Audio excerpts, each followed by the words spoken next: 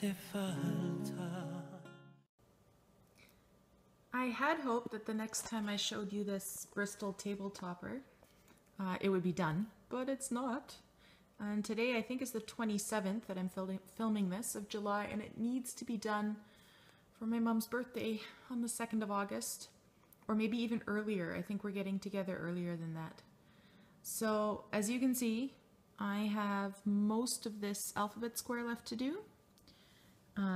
Half of this square, I think there's two motifs, a larger one and a smaller one to do there, and then all along the bottom. Now the thing about this this alphabet on the Bristol Tabletopper is the letters are quite wide compared to the other. Like here it fit up to E, and here as well. And so what ends up happening is you do S, T, U, V, W, X, Y, Z here at the bottom. Now, here's the problem. Let me just quickly get out how much, the floss I have left. So I believe I bought 5 or 6 skeins to begin with. And that's what I'm down to. So that skein, I'm hoping, it might be enough. I'm hoping it'll be enough to take care of this virtually 1.5 squares plus the equivalent of, I guess, another square by the time I'm done all this stitching. This bit is new since I last showed it to you. Sorry about the shadow. It's evening, so I had a hard time figuring out what this is. I think it's a bird on a pedestal. So there would be his beak, and there would be his like the feathers on the top of his head. At least I think that's what's going on. And then this spoolie shape would be the pedestal, I think. So it's getting there. I might actually get it done in time, but I am getting just a little nervous. I have been switching off with other projects just because it got a bit much to only be doing this. I would like to add, if you've been considering doing something a little bit different, but not too crazy and not too challenging, and if you have been wanting to try a sampler, this is a really neat way to go about it. This Bristol Tabletopper. I should quickly mention who puts out. It's by Dutch Treat Designs, and the designer is Claudia Dutcher. I picked a color that I like. I think that's important, right? I like looking at this soft grade green. I know Abby Bella Stitcher loves her reds, and she stitches almost everything in different reds. So I would strongly suggest for something like this, pick a color you love, and that will stand the test of time. And then the other piece, the thing that makes it fun is you've got all these little motifs. So every time you finish a motif, it's like a mini finish. And then every time I finish a block, that's another mini finish, and that's kept me going. And the other thing is, because this is a tabletopper, for one thing, I had fun learning, and I've made other floss tubes about this. I had fun learning how to do the nun stitch that edges, there we go, that locks in the edge there. It's a bit hard to see because it's the same color as the fabric. But I don't have to worry about framing. I don't have to pay for framing once this is done. Once it's done, it'll get a little bit of a wash, and then it will be fully finished. And that's a rare gift when it comes to cross stitch. I don't have to have $100 saved up for a massive framing job with a couple mats to keep the fabric off, or to keep the glass off the beads, or whatever the case may be. So just thought I'd quickly show you that. The next time I show you this Bristol Tabletopper, then it's gotta be done. It's finished! So, Bristol Tabletopper, which I started in June, beginning of June. Took me about 2 months to finish, and it's done. I'm going to show you my notes. They're not anything super special, but there you go. The company that publishes it is called Dutch Treat Designs. Presented by Claudia Dutcher. The reason she uses presented is because the motifs on the sampler are copied or taken and then rearranged copied from or taken from, and then from an original sampler, and then rearranged by her. So it's gonna go to my mom for her birthday, which is on the 2nd of August, although we're celebrating on the 1st. So I'm so relieved to have it done. You can see a bit of it here. This is an ivory and cloth, and I use DMC Pearl Cotton number 5, color 3052, which is this sort of grade green. It's not really an olive green, I wouldn't say, but it is a subdued kind of peaceful green. And then a Pearl Cotton number 12 for the edges, and that cotton pretty much exactly matches the and cloth. And yep, there's my finish date. So here it is. I still need to wash it, but apart from that, it is fully finished. And that's the nice thing about a tabletopper.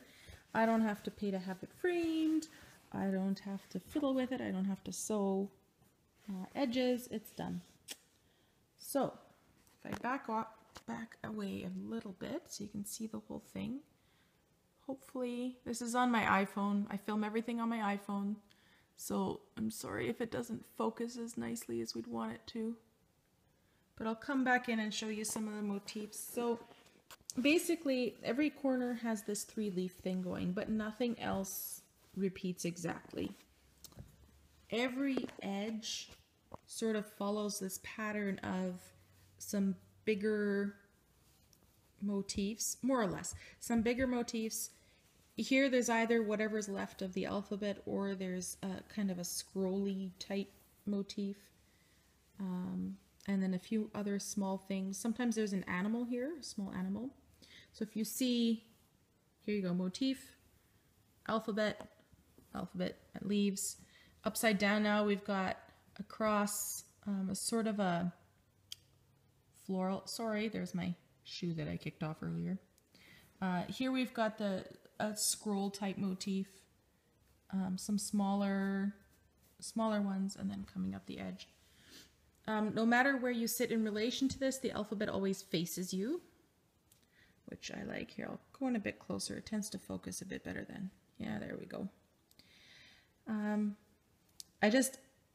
I have a lot of fun looking at this. You could play I Spy. You know, you've got a little butterfly, and then over here you've got a crown and a key, and it just keeps a dog, maybe, a star motif, and then a lot of these sort of floral filigree type things going on.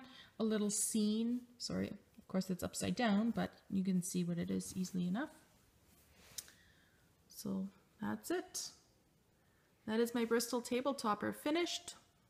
I'll wash it tomorrow, iron it, and last thing I want to show you before I put it away, I did sign it. And of course, oh, there it is. Let me pull it around so you can see. This might be the second thing I've ever signed. I've started doing that recently. So we've got my initials and the year. And I did that in a regular DMC floss. I tried it in the Pearl Cotton, and that was just, I don't know. It was too bulky to do a small signature. So that's that. All right. Really excited to have a finish and a full finish completely done in one day. Not in one day. Sorry. Not that I began and finished it in one day, but that I have a finish and a full finish in one day, if that makes sense. It's late. Maybe I should not start cross-stitching the next thing. Maybe I should go to bed. But anyways, there you go. So it turns out that these DMC colors will give you this. I have a finish. Some notes to talk about. Well, I guess first I'll say what it is. So this is from the World of Cross Stitching magazine, issue 242. And the designer, pardon the shadow there, is Emma Congdon. And originally the model stitched on white, but I had this fairly large piece of black Jovelin, And I actually bought it to do this, which is something else that I'll talk about another time. But, and actually right now that's the wrong orientation. There we go. I bought it to do this, and I will, but I decided halfway through to use the other half to do this. So it's kind of that graphic design style. A journey of 1,000 miles begins with a single step. Graphic design slash vintagey style, I guess. And I like all the details. There's the little flag at the top of the mountain, and the hot air balloon, and the cruise ship, and the butterfly, and little flowers, wildflowers below, and a signpost, and clouds, and birds flying around, and the sun shining cheerily, and an airplane holding the banner that says the word 1,000, and. It was a lot of fun to stitch. The only way I could see someone maybe not enjoying it is if the sketching style of backstitching bothers you. And by that I mean, for example, if you look at the word journey, the way it's stitched, I could have done the partial stitches more carefully, but the way it's charted, you can't really achieve a smooth edge, even if, yeah. So I just decided to go whole hog for the sketchy style. I did nice long stitches, straight stitches instead of back stitches. You can see that better over here, for example. I don't know, I tried to do this with individual back stitches, and it just, I didn't like it. So I preferred this. Now, I made a whole whack of color changes, and I'll quickly run through them in case you want to stitch on black. Most of them were predicated by that. Because I was stitching on black, I had to make some changes. So, the words with a on the butterfly's trail here, they were charted with DMC 823, and I changed it to 3845, which is a teal that you also see in the word step here. And then the same thing up here, the words of were also charted in 823. These are all DMCs. And I changed it to 166. Oh yeah, 166, which again, it's in the bottom of the word journey there. And I did those both in 2 strands so that the words would stand out nicely and not kind of fade into the background. This flagpole down here, get the light so you can see it properly. It's charted in, I think, a really dark gray, so I changed it to a brown from 413 to 898. The waves here. The back stitch I changed from 823 to all 3809. Oops, sorry. But the other the other change I did was I filled in a lot of the waves on the original chart, because they assume you've got a light colored background. A lot of this white and off-white here is left empty, and I chose to kind of fill it in, and I used the back stitch lines as a guide. The ship's smoke I changed from 413 to 168, and then the birds were supposed to be 898, which I think is a brown, and I changed that to 168 as well. So there we go. It took me 3 months or so, from the 11th of June, 2 months. Not even 2 months to stitch. Yep, stitched on 28 count black Jovelin. If the coverage was bothering me, it is a bit sparse in places. I think 3 strands would have been better than 2. But again, the kind of sketchy graphic style, I didn't mind it so much. So I'm really happy it's done. I'm not 100% sure what I'm going to be doing with it, but I have some ideas. I'm not going to get this one framed professionally, I don't think. I think this one I will either attempt to frame it myself, or I will finish it maybe using one of Vana, the Twisted Stitchers tutorials. Kind of considering that. So there you go, I have a finish. Just a quick update on Earth. This is going to be a birth announcement. And as you can see, I have started the back stitching. So I'm just going to lay it down flat so I can show you a couple things. I did switch out the back stitching. It's charted to be done in one of these darker brown colors. I'll just zoom in a bit. And that seemed like too much of a contrast for me. So I went with this color that's basically the darkest brown used in the baby stitching. There's one spot where it really disappears, and that's by the ear, but I didn't think that was so necessary. The other problem I'm running into is there. You can see, hopefully it'll focus for, there we go. The silver thread. Now, this project has been on the go for years now, and I recall back when I started working on it, I kept losing bits of silver thread out of the provided floss organizers, and I suspect I missed some, and now I'm quite short. So I'm hoping that it's a Kreinik. This is a Lanart kit, so if anyone happens to know which blending filament they use, let me know, please.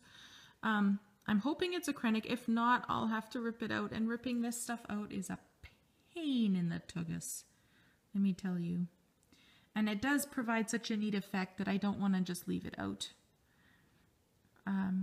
As you can see, I started the back stitching here, and there's some more in the flowers. There's a bit of back stitching that happens here in these flowers. It's really more for effect than for really outlining everything. And then here at the bottom, I'll put the child's name and possibly birth weight and length. And then up here, her birth date will go in there.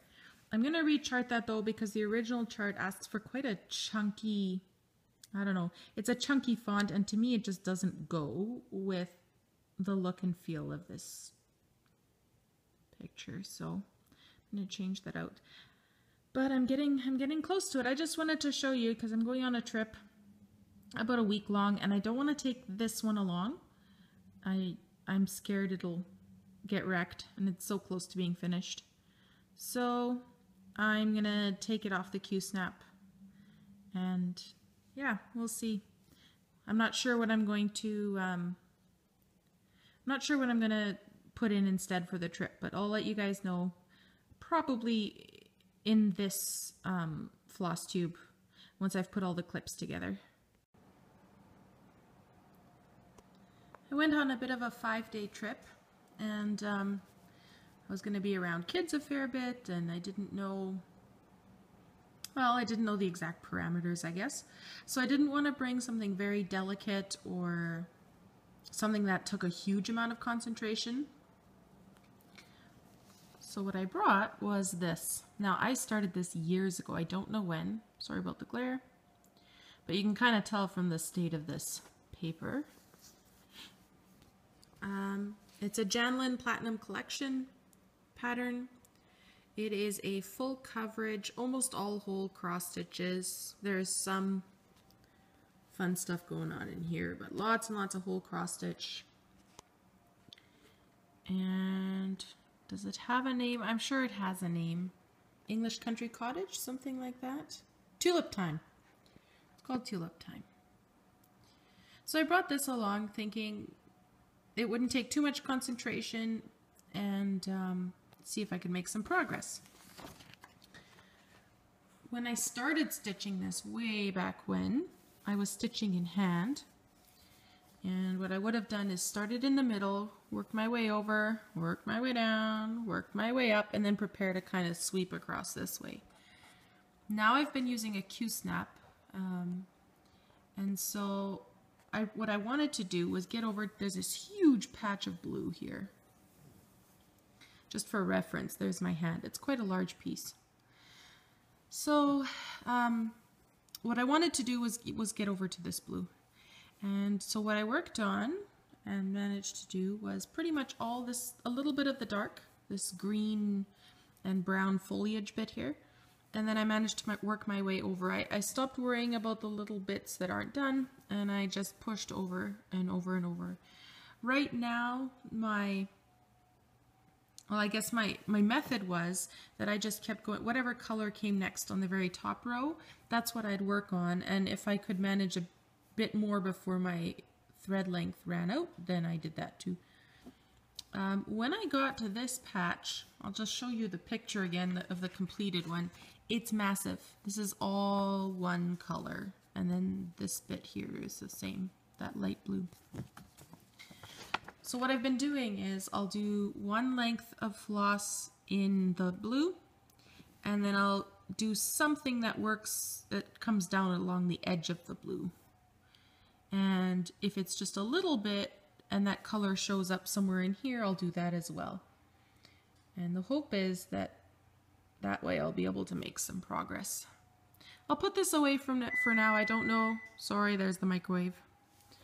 I'll put this away for now. I don't know when I'll take it out again, but I'm happy that I got an appreciable chunk done. Not so much in comparison to the whole thing, but at least it's an appreciable bit.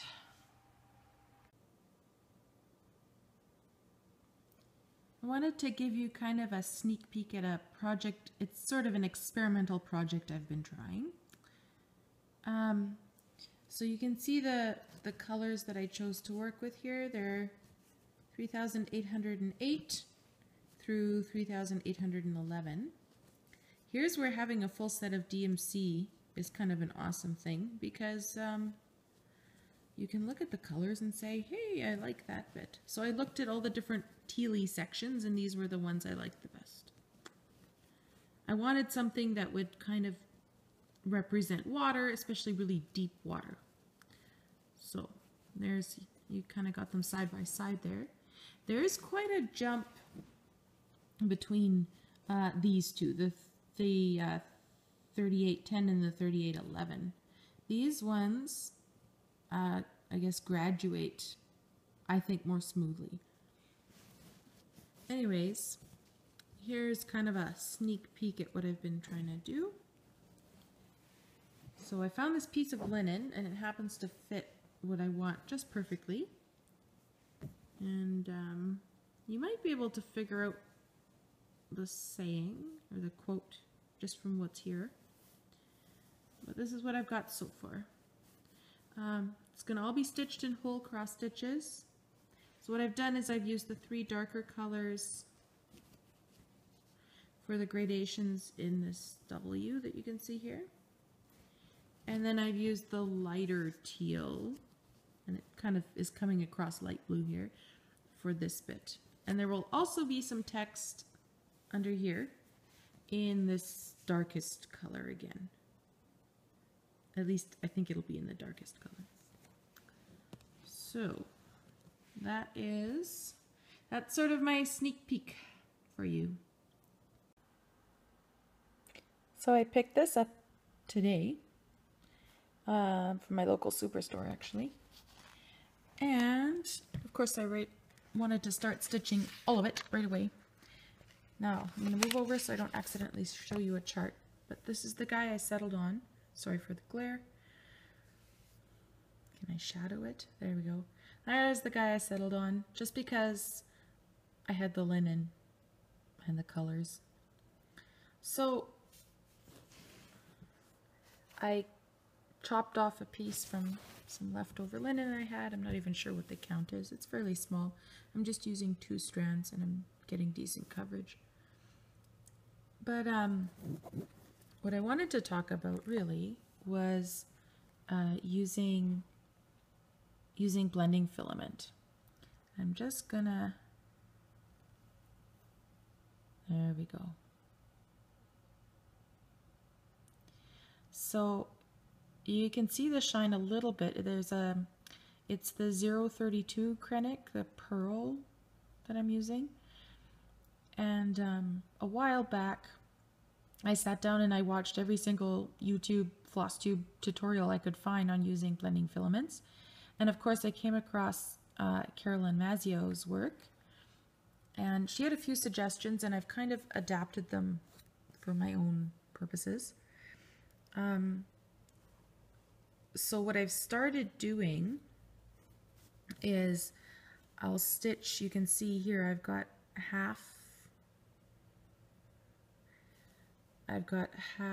of the cross stitch done, and that's because right about there my blending filament ran out.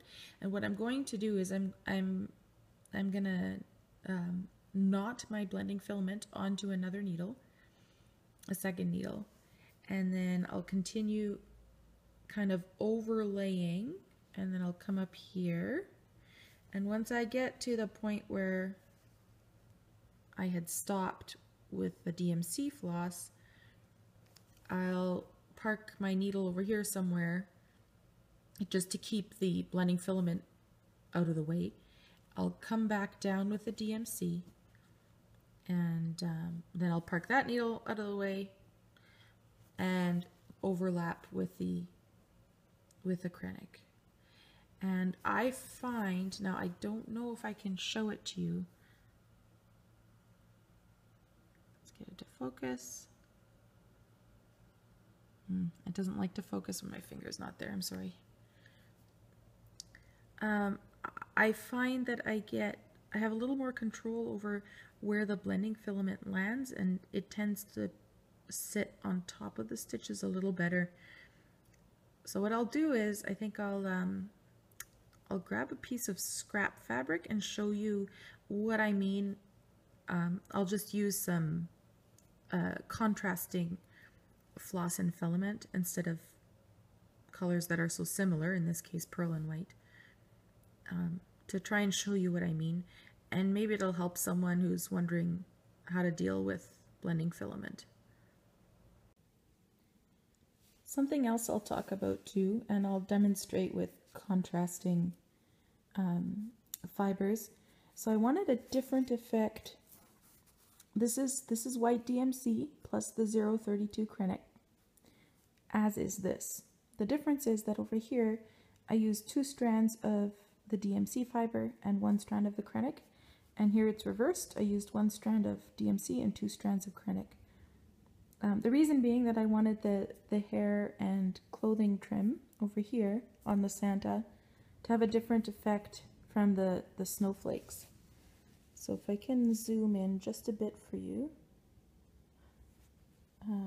hopefully you can see the shimmer there. Seems to be coming through on my screen. I hope it translates to YouTube. This one definitely has more shimmer than here. So this would be 1 strand of Kreinik. This would be 2 strands of Kreinik. There we go. And I did use the Kreinik on both the bottom leg and the top leg of each cross stitch. So I'll demonstrate that as well once I pull out my my contrasting flosses. Just wanted to show you what I've been doing with my Beatrix Potter piece. Ooh, glare, sorry. There's the picture on the front of the chart, and I think the adapter, Jean Bowers, did a really good job of picking up the watercolor effect. All these characters dancing around the tree. So you got Jemima Puddle Duck, and you've got all the Peter Rabbit and Benjamin Bunny and Flopsy Mopsy Cottontail, and some of the others whose names I've forgotten. I'm guessing one of these is Squirrel Nutkin. There's a few of them there. So it's a fairly old chart. It's a hand-drawn chart. I'll just show the corner here, or maybe not. That's a lot of empty space. There we go. So it is a hand-drawn chart. But for all that, it's okay to work with. I am thinking of making a photocopy just to enlarge it a bit, because those squares are a little tiny. But we'll see. Haven't done it yet.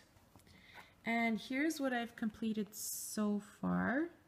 My latest push has been to get the bunnies done, this area, so that I can just start working more towards this direction, towards the left.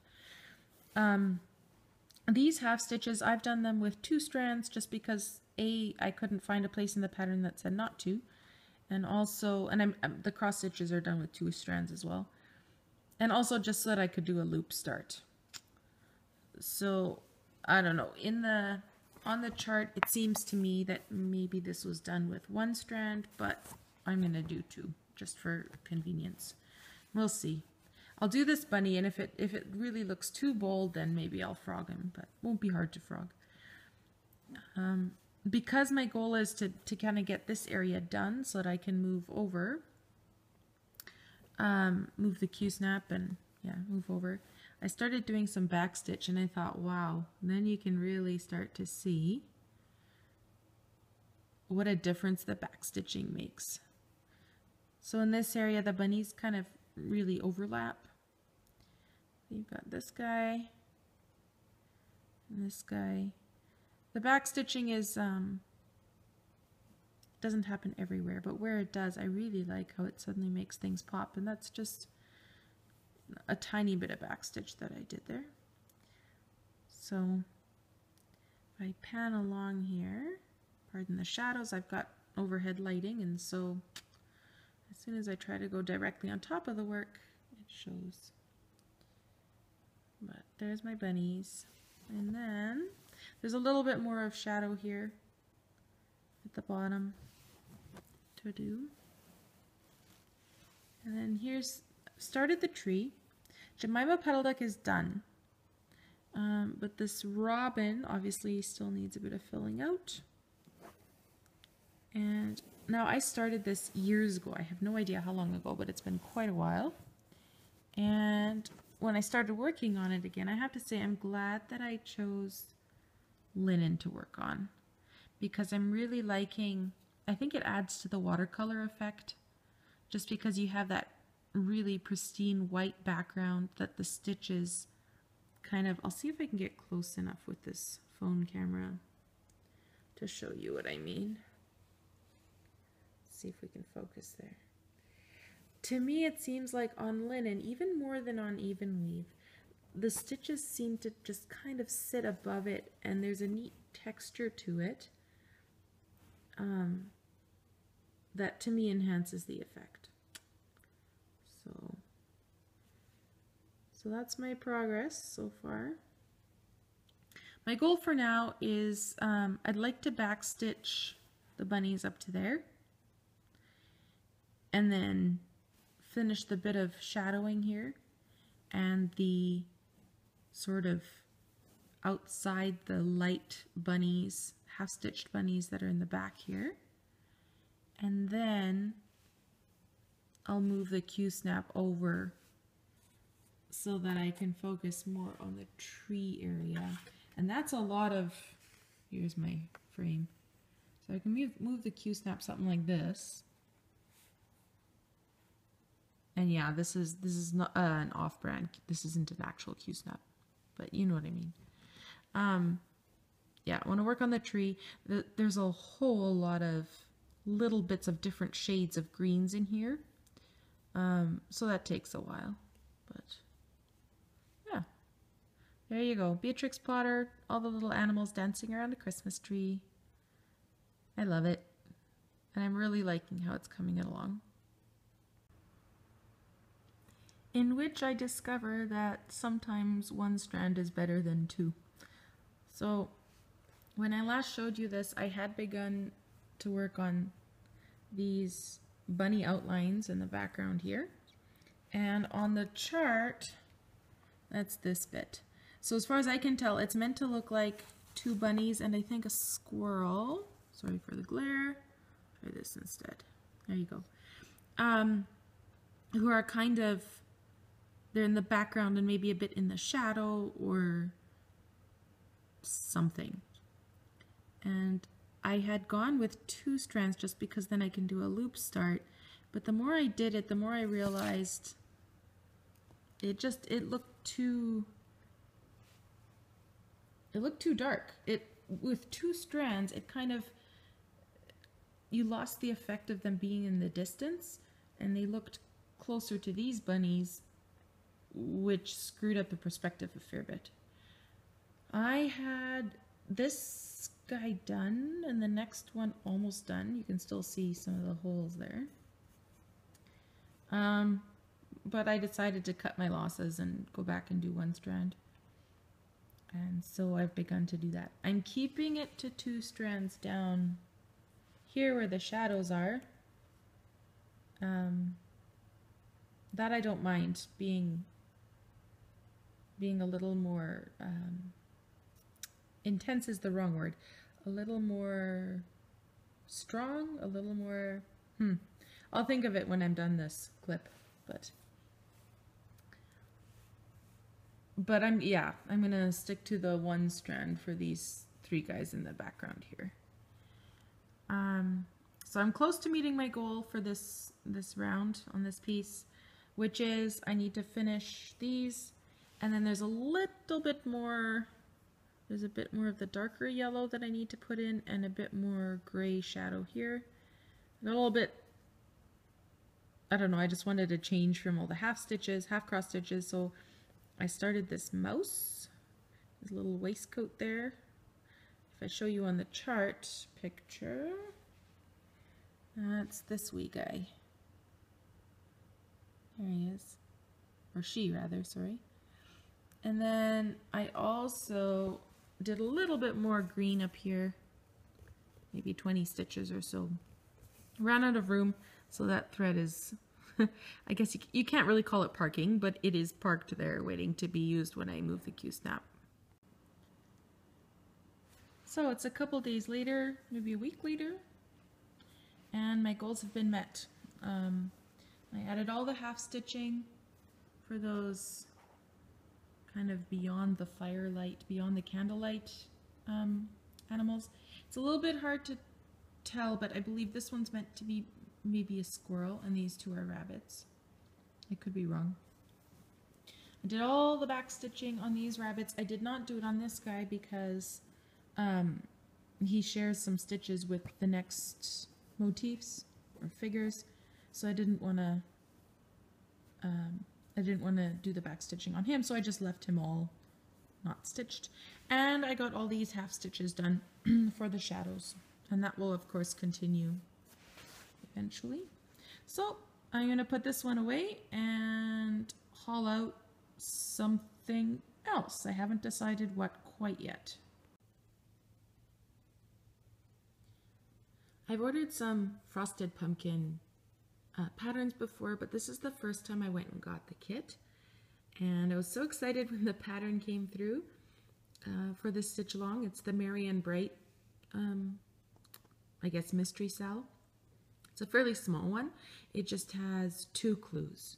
So there's this half, there's that half, and when this half comes there will also be an ornament to stitch.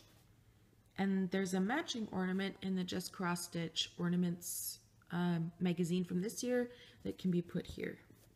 When this came, I was so excited. I stitched it up in, I don't know, 3 days maybe. And this is what I've got so far. So there were a few small changes that I made. I used the called for, and this came with the kit. This is a Weeks Dye Works floss, hand-dyed floss called Grapefruit. It's stitched on a crystal quartz casual 28 count linen from Picture This Plus, and I'm doing the called for 2/2. I had considered putting some sparkle in the white for snow, but I decided there's sparkle in the background. It's good the way it is. So the first change I made was on these gingerbread guys. They're supposed to have eyes and buttons stitched into them with cross stitches. And to me, it just looked a little strange. I guess because they're so small, it's hard to position those things. So once I'm done stitching the whole thing, I'm going to go in and try to add those details with buttons. Next change I want to talk about is the eyes. So this guy's eyes are stitched as charted, but the penguin isn't supposed to have them back stitched, and she's supposed to have, I guess, eyelashes, and I just kept them the same. I preferred that. This electrical cord for the little Christmas lights, it's meant to be stitched in full crosses, and to me, I actually had a hard time figuring out what that was meant to be at first. I couldn't figure out why is there this random wiggly line of cross stitches going along, and that might just be me. But so I decided to take the same color floss, this dark green, and use those X's as a rough guide and just back stitch this line. And then I used a Mill Hill bead. It's a frosted 6 2020 creme de menthe bead that I attached to look like the stem of the light there. So I did that all along, and I'll continue to do that. I'm assuming that continues into the second half there. And then this ampersand, it's meant to be the dark green color of DMC. And looks good and everything, but to my mind, to my taste, it was a bit too much. It's such an intense color, and I like the dark green in here. I like the contrast it provides, but I felt like when I put it in here, it just overwhelmed everything. So I dug through my stash, and a while ago I bought a whole bunch of hand-dyed fibers that I thought could be used as backgrounds for like sky or something like that in other projects. I had 5 or 6 of them, I think, and I ended up choosing this one because it's very similar in tone, I guess, to this aquamarine type color that's used in the girl's top. This one is, I'm just checking my notes, it's a classic colorworks called Really Tealy. The variation's fairly subtle variegation.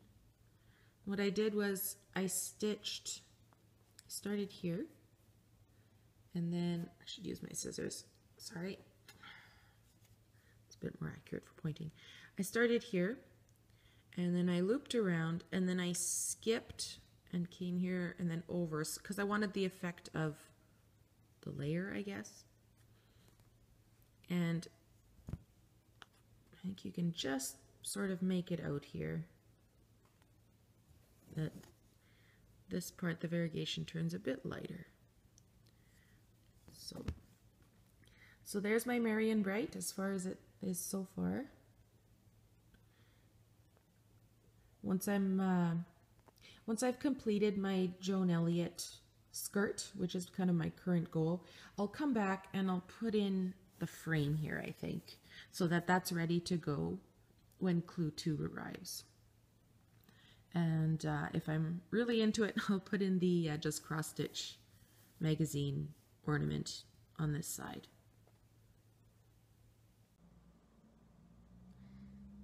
So I've been wanting to learn two-handed stitching because I'm thinking more and more I really want a frame. Well, I guess a Q-snap is a frame, but I really want a stand. And if you've got a stand, I guess it makes sense to do two-handed stitching. But I'm also trying to be good with my finances, so I'm not buying a stand right now. This is an 11 by 17 Q-snap. I'm working on Earth here. And it gets a bit much for my wrist and my arm. I kind of screwed up my elbow a little bit. I had a courtesy car and the steering was completely shot, and that in turn didn't do much for my elbows. And so I find, especially handling this with my left hand. I'm right-handed. Handling this with my left hand, it tires pretty quickly, my wrist and my elbow. So the setup I've got going here is I've got my work laptop. It's steadier. Back up a bit. This laptop is sturdier than, there it is, than my home laptop. So I'm using that. And then, this isn't terribly flattering, but I've got this end resting basically on my belly. And that's how I've got it angled so that I can access the needle there. Now, I tried left hand on top, left hand on bottom, and so on, and I'm finding that, sorry about the angle, trying to figure this out. I'm filming with my camera because that's all I've got. I'm finding I need to have my dominant hand underneath. Right now my dominant hand is holding the camera, but I need to have my dominant hand underneath because I've got so much more control that kind of compensates for not being able to see what I'm doing. So I'm having to learn how to manipulate, there we go, how to manipulate the needle and thread with my non-dominant, so in this case my left hand. Let's see if I can manage this while holding the camera. So even just grabbing the needle, I'm finding it just feels different. Now, another problem is that I like to railroad, and I railroad both my bottom and top legs of my stitches, just because otherwise I end up forgetting to do it if I do only the top stitches.